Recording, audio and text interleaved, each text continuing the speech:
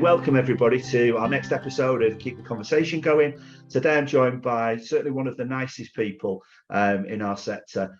He's talented, experienced, and he's the Group COO of Brightstar Group, Will Lloyd. Morning, Will. How are you doing? Good morning. Yes, really well, thank you, Jason. You? Yeah, good, thanks. Good. Look, as a starter, could you please just maybe tell the listeners a little bit about yourself and what you actually do at Brightstar? I'm sure everybody knows the beast that is Brightstar, but just explain a little bit about yourself, maybe your personal life, and then also a little bit about Brightstar and your role. Yeah, of course. So officially the role is Group COO at Brightstar, and that covers both Brightstar Financial and Sirius. I was number 5 in terms of the team members way back in 2012. So I've seen the growth and the huge success that we've had in that time. Pre that, my career was in politics and in running political campaigns. So I left the popular world of politics to join the popular world of financial services. I don't know what the next career will be if there is one, but I'm obviously not choosing the most popular. But love the job that I do. Get to work with a great group of people, both inside this business and out.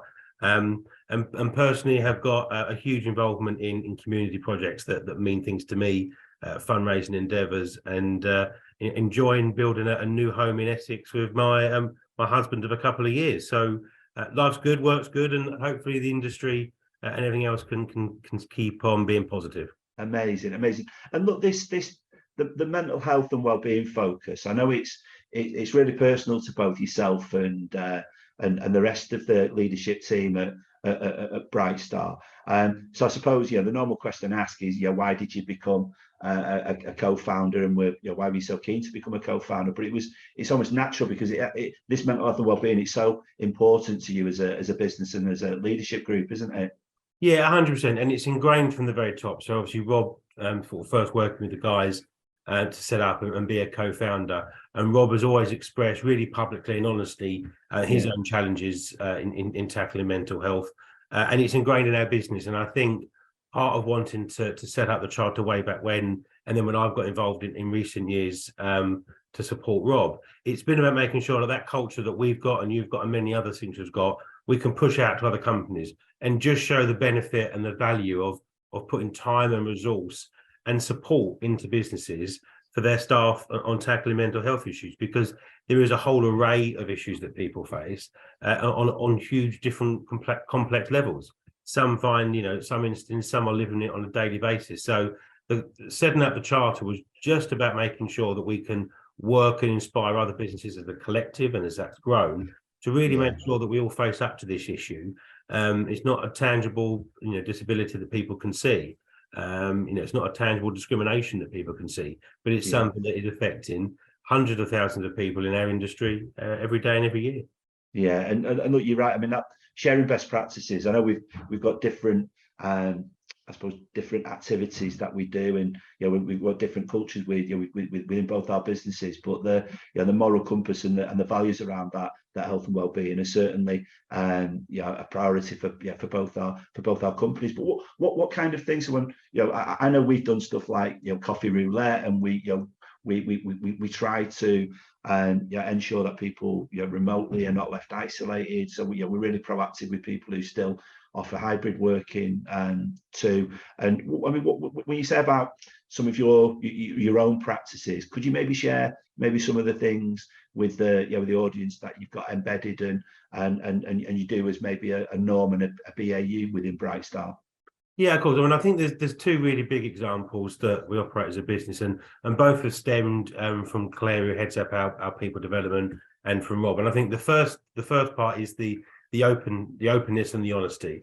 And as I said, from the CEO down, everyone has shared those experiences. Mental Health Awareness Week is a moment to celebrate and raise awareness of the issues, but it's about building on that throughout the rest of the year. So whether that's targeted meetings or sessions with people that are facing difficulties, looking at different groups within the business, whether that's young mums, whether it's young teenagers in the business, we've got a really diverse business like you have and many others. So trying to make sure that you're making sure you've got an open and honest and calm and caring environment for people to express themselves, to be themselves, and have those opportunities within the business, in working groups, in forums, to have that open discussion. And so much of it is that first step about talking. keep talking. Make sure you share your issues, your worries, your concerns. I've never personally defined myself as having mental health issues, but we all at points have them. I have at the same point huge OCD issues that I face every day. The seat I get on a train, the order which I pack my bag, all these things which at points can lead to huge elements of anxiety. So we've all got individual issues and needs. And I think what Claire has done from our side through the people development agenda is make sure we've got specific and targeted actions where we can support people. So in her confidential and private coaching sessions, where she knows she can support them and provide advice, provide directions, provide pointers, organisations, she'll do so.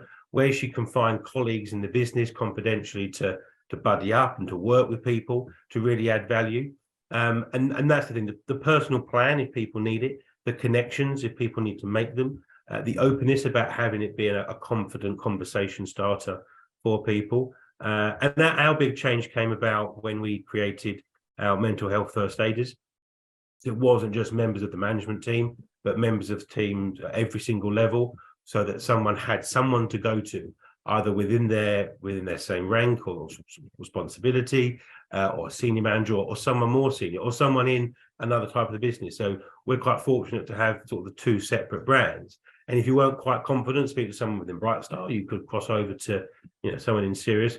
And I think part of what we need to make sure we're doing is not just creating that culture in our businesses, but where we spread it and where the charter's got its real benefits is where we spread that around the industry. You can pinpoint and find other people and other mentors and confidence that you can go and speak to. So making sure you've got tailored plans and open culture and that network that you can build up internally, externally, that to share that, the everyday concerns or really advanced daily concerns and issues that people are living with every single hour. Amazing. And why do you think it's taken so long for other companies to actually embed mental health and wellbeing into their business practices, and why is it still taking so long for others to still be ignoring it? I think the first part to probably recognise is some of it isn't out of a lack of desire. We've spent a really difficult few years with either being Brexit or potential recession or mini budgets. There's always been something to throw a challenge at a business, and small businesses and larger SMEs. Sometimes it's not if we want to try them, but there is a day job to be done in terms of making sure the business succeeds, the staff can be successful in their work. And ultimately, at points, that's taken priority, which it's not their fault. But actually, I think the slow sort of time of history shows you that the more you can support your staff welfare, the more you can be aware of these issues and put something into play, actually they can be more successful in their work. But it does take time. And for some people, it's actually not having the resources. So the big thing about the charter is just trying to pinpoint some of those resources to share best practice, because actually there is people with every desire to do so, but just don't know where to start.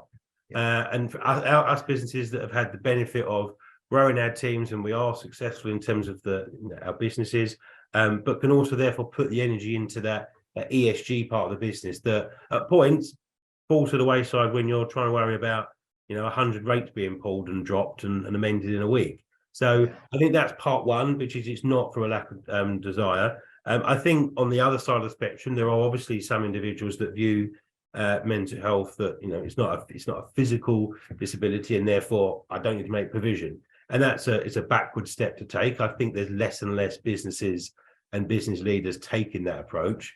And I think I think we'd all share that we'd be fairly confident that businesses that carry on taking that approach and mentality will find them with a weaker and less effective workforce going forward, and as a result, more less successful business as a result. So that's over to them to make those decisions. But I think there's a real willingness, and it's just about trying to support firms that want to do it, to find the resources, to back them, to help them, and to encourage them that it can really mean the difference between your success of a business.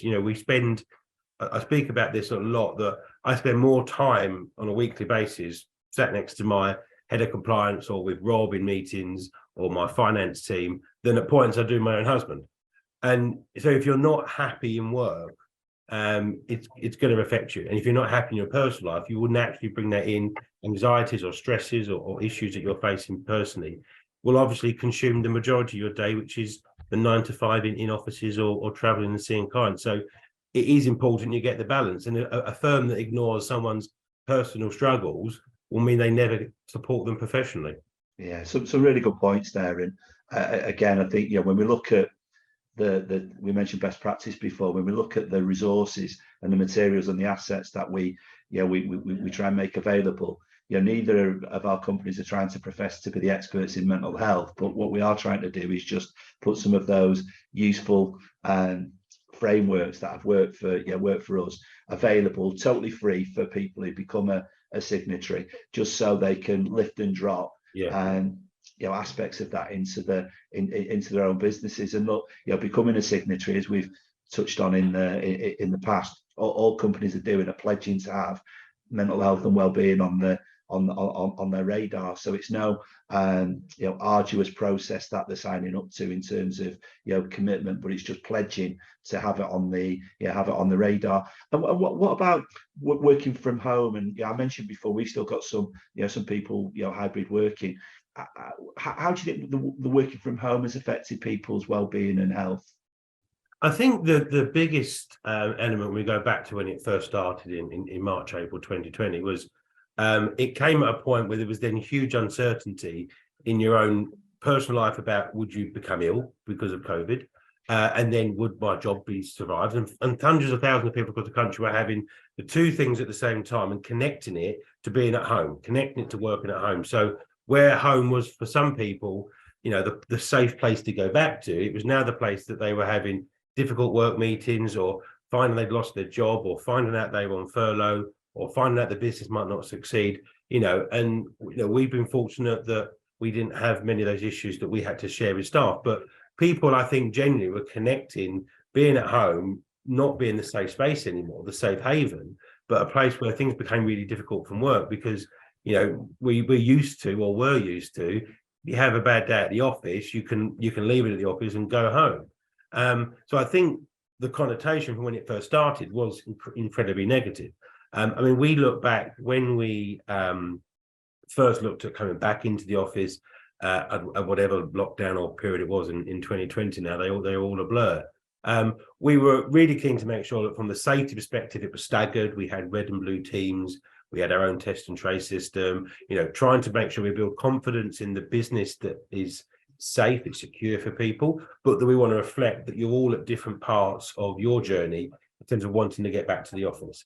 We recognised as a business and said that we firmly believe that the best place for our staff long term is in the office, and that was our end goal. But we had individual plans for each of them. Some were desperate to get back in because we have staff in one-bed flats or sharing a house with their parents and two siblings, and they're working and living in a bedroom their whole day. They were desperate to get back into the office and they needed it, the mental health. And then you had individuals who, from their role, had become really accustomed to being at home. They were really effective at home. They didn't see any difference. And they had huge worries about getting back out in public and getting back into the offices. And I think it's probably just similar to any change management that you do. The one size fits all doesn't work.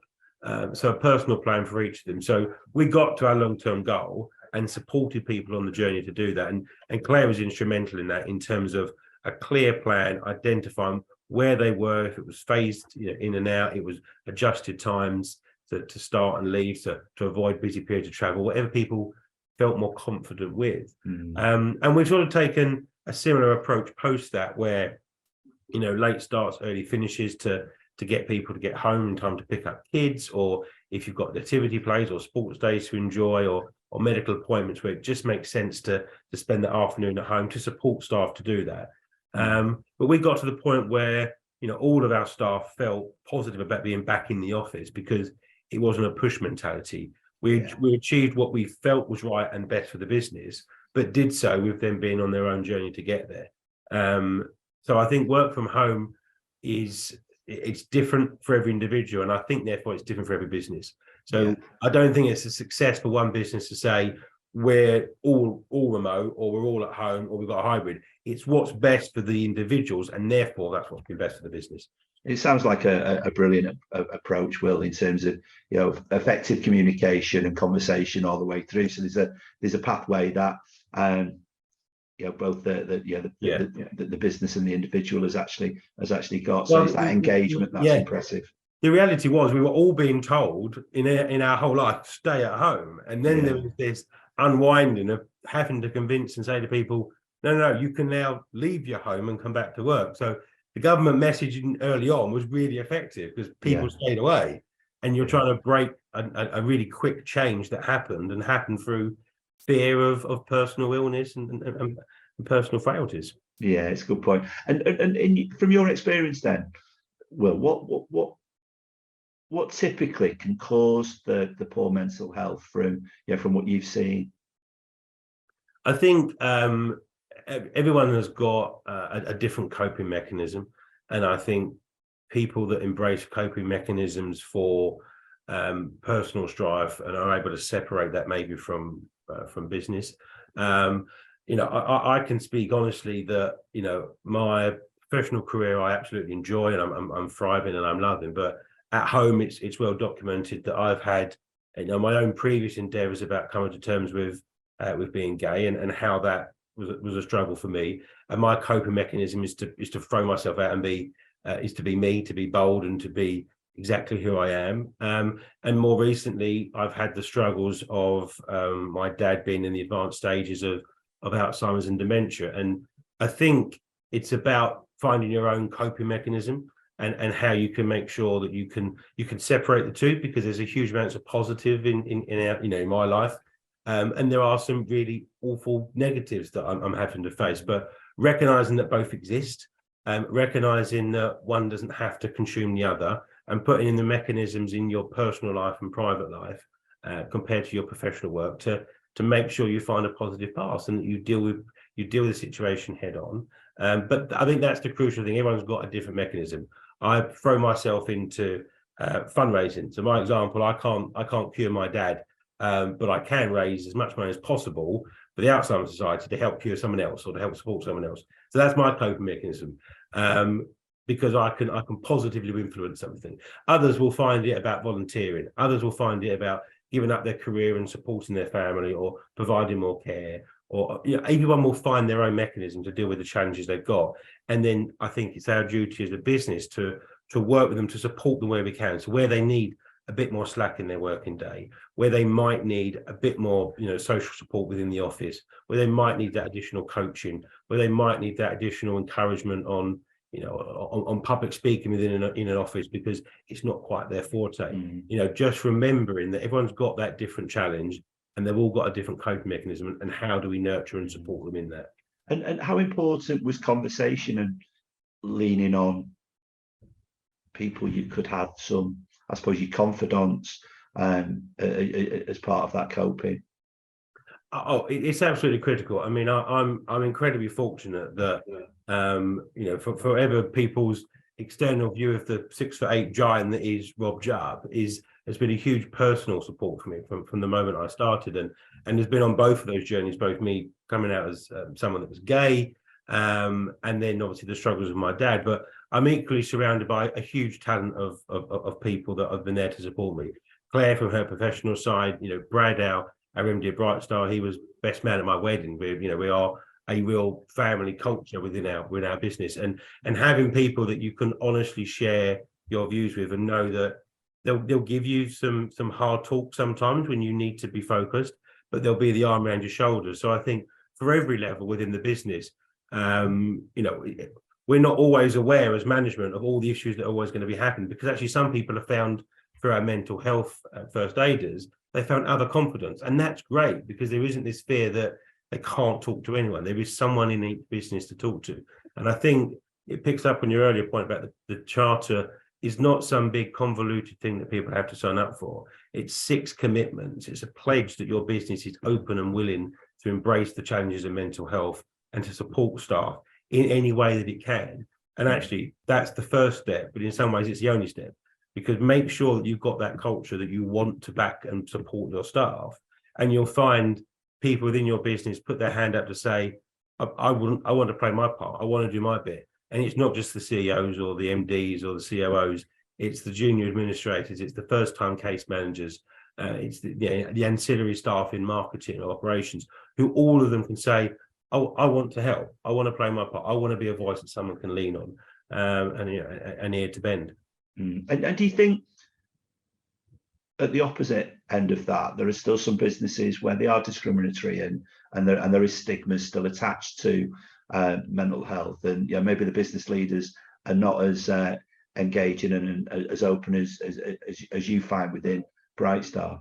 Yeah, I think there is, and I picked my relatively small example about my OCDs, which some people will view as a business inhibitor, and problematic. But on the reverse of it, my attention to detail, or my absolute acceptance that everything has got to be exactly precise and dead on, proves dividends for business. So yeah, I think some business leaders have got to reach beyond maybe their own awareness.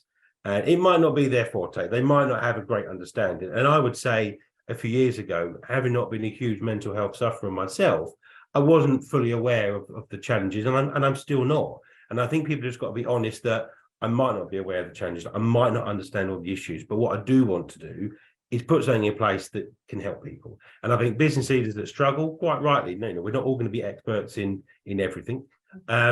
Just say, look, step back, support your team, put someone else onto the focus for it, and just recognize that you're going to find your business sliding backwards in terms of the culture and the environment that you can build and the staff that you can attract if you're not putting an eye on their awareness, the awareness that they need support, and the social support you need to give them as people. Okay, so the hints and tips to those business leaders then, it's really to embrace, engage, communicate, because the risks are so negative in terms of culture and staff retention and I suppose just the business running efficiently. Is there any other maybe hints and tips that you would suggest business leaders should consider? I think it's that embrace part, and probably just expand on that, which is recognize that you've built hugely successful businesses, you've had an entrepreneurial spirit, but as a result, there might be a point that you're not a leader that understands all of the issues revolving mental health or diversity or inclusion, all those factors that might be something you need to consider. So embrace that you would, you appoint a sales director because they can really drive your sales. You get the best person in compliance because they can make sure that you meet the regulators' need. You employ the best marketeer because they're they are the one that understands how to market your customers. And their job as the leader and the entrepreneur in that business is to bring those people together. So take the same approach with your staff welfare. Find the person. Rob did it with Claire in terms of the culture. Find your person that can help drive your culture, drive your support for staff, drive staff engagement, because it's an equal pillar. Whether it's operations, sales, marketing, people development, it's an equal pillar. So attract the same support and embracing to that you would need to do on any other element of your business, because it will have tenfold impact positively when you've got staff that feel appreciated, that feel respected, that have got an open forum to be themselves, to discuss the issues that they face with that business and with anyone within the business.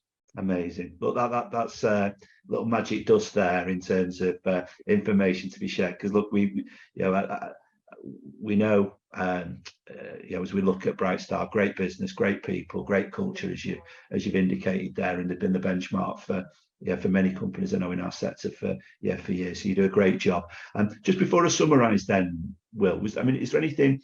There's been some brilliant tips, and as I say, I'll summarise in a moment. Was there anything else that you maybe want to share with the listeners in terms of I know the importance of the charter, the importance of the group, or anything else you'd urge people to do who are listening?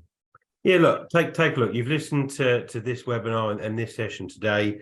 That was a good time commitment. So thank you. But do the next step. Just visit the website or get in touch with any of the members or the co-founders, and just understand that this is not a big elongated process. It's about a commitment. Have a look. Is there something you can do or someone within your organization can do to help steer a more open and inclusive forum for mental health, because if we help tackle this within our professional lives, it will help people in their personal lives. So don't be scared by it. It might be not something you know about. I didn't. We don't all know everything on it, but see what you can do. Look at the charter, understand it's about a commitment, and see if you can make that leap and do that commitment for your staff and share it with your staff.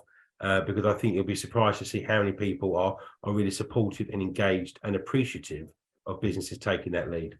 Amazing. Listen, a few things to summarize with then. So look, I love the family values and the culture that you emphasize, and the passion you demonstrate when you're talking about the business just resonates. I'm sure. So you care about what you do, and I'm sure that runs down through the entire DNA of Brightstar. That pathway and that focus you have on communication as you took people and along the journey back into that working environment, I think was again just a perfect example of the importance of conversation and having a beginning, a middle, and an end, which is great. And then your personal commitment to when there is difficult times, just throw yourself into something you're passionate about. And I can't think of anything better to throw yourself into than fundraising and doing good for others. And again, it just demonstrates your own personal characteristic, Will. So you're obviously a terrific bloke, and that is a brilliant way to actually spend time. So look, really grateful and proud to have yourself and Rob as co-founders. You've contributed so much already to the shape and the direction we've been heading as a charter and as a group. Look forward to the coming 12 months, 2 years, and the progress we're going to make. And you're always full of ideas, you're always full of energy, and you're just really proud to have you alongside us, and trying to make this movement move forward. And just appreciate having you around. So thanks for your time today. Really appreciate your contribution. Some brilliant content in there, which I know people will enjoy. So just many thanks, and appreciate you. Thank you. It's great to be involved, Jason. Thanks, Will.